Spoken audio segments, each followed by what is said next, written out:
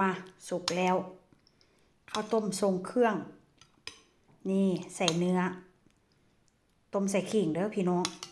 แล้วก็ใส่การบล็อกเคอรี่ขาดแต่ต้นหอมผักชีพี่น้องเอ้ยเบิดมื้อนี้ก็สิไปแวะซื้อต้นหอมนี่ใส่ขิงเนื้อเน่งๆเลยพี่น้องมีแต่เนื้อใส่การบล็อกเคอรี่อย่าว่ากันเด้อพี่น้องแต่ละคนกินบ่คือกันหันที่ต้มแต่เข้า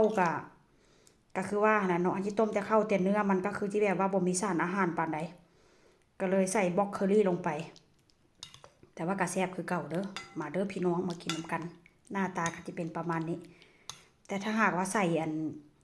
ต้นหอมผักชีลงไปนี่แห้งจิแซ่บนี่โรยหน้าด้วยพริกไทยโอ้ยแซ่บมาเด้อมากินนำกันเด้อพี่น้องเด้อหอมห่วยๆอยู่มา